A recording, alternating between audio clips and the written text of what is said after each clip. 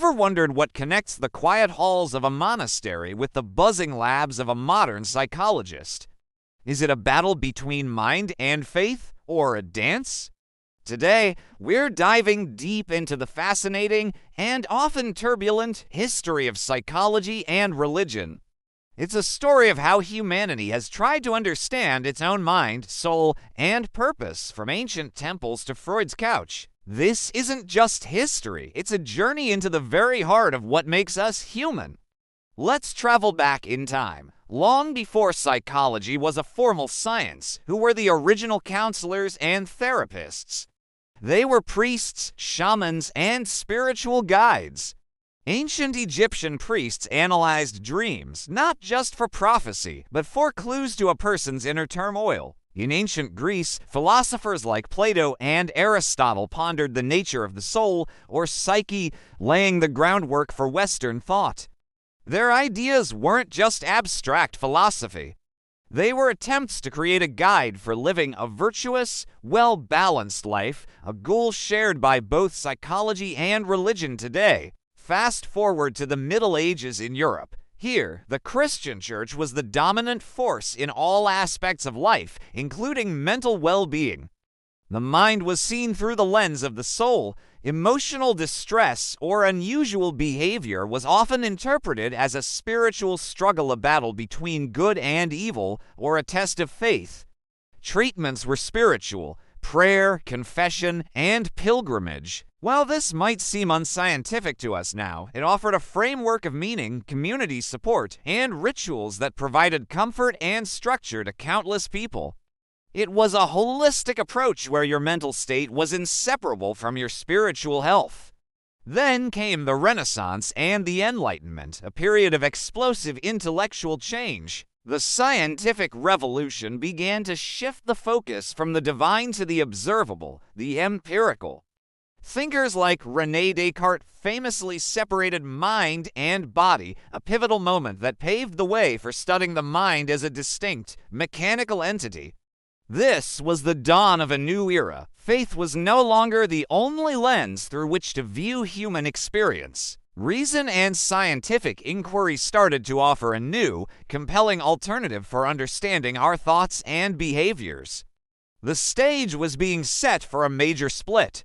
The 19th century is where things really heat up. This is the birth of psychology as a formal science. Wilhelm Wundt opens the first psychology lab in 1879, and suddenly the mind is something to be measured, tested, and analyzed. Then, a towering figure enters the scene: Sigmund Freud. Freud's psychoanalysis proposed that our deepest motivations were driven by unconscious, often primal, desires. He famously called religion an illusion, a comforting fantasy created to deal with the anxieties of life. For many, this was a direct challenge. Freud positioned psychology as a liberating science, freeing humanity from what he saw as the shackles of religious dogma. The battle lines were drawn.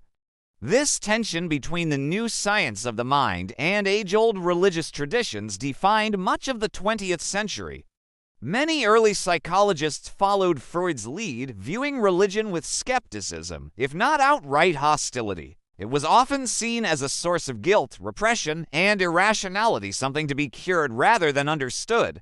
On the other side, many religious communities viewed psychology with suspicion, seeing it as a secular, godless movement that threatened to reduce the profound mysteries of the human spirit to mere biological impulses and childhood experiences. It was a classic showdown, the clinic versus the chapel.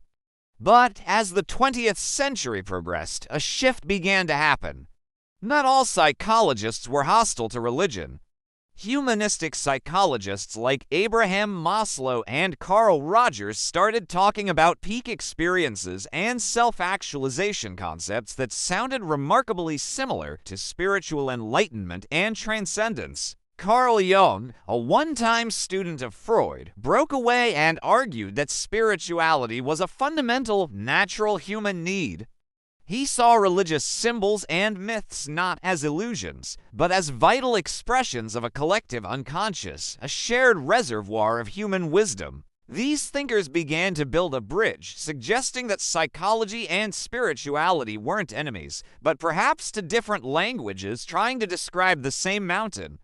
Today, that bridge is stronger than ever. The field of psychology of religion and spirituality is a thriving area of research. Studies have shown that for many people, religious belief and practice are linked to greater well-being, resilience, and a sense of purpose. Therapists are now more likely to see a client's faith not as a problem, but as a potential resource for healing and growth. Mindfulness, a practice with deep roots in Buddhist meditation, is now a mainstream therapeutic tool used to treat everything from anxiety to chronic pain. We've moved from conflict to collaboration, recognizing that both scientific understanding and spiritual wisdom can contribute to a full and healthy life. So, what have we learned on this journey? The relationship between psychology and religion is not a simple story of science triumphing over superstition. It's a complex, evolving dialogue. It reflects humanity's enduring quest to understand itself. From the ancient priest interpreting a dream to the modern neuroscientist scanning a meditating brain, we are all asking the same fundamental questions. Who are we? Why are we here? And how can we live better, more meaningful lives? Both the lab and the temple, in their own ways, offer powerful answers. The real wisdom, perhaps, lies in learning to listen to both. Thank you so much for joining me on this deep dive into the mind and faith. It's a huge topic, and we've only scratched the surface. What are your thoughts? Do you see psychology and religion as allies or opponents in your own life? Let me know in the comments below. I'd love to hear your perspective. And if you found this exploration fascinating, please give this video a thumbs up and subscribe for more content that makes you think. Until next time, stay curious.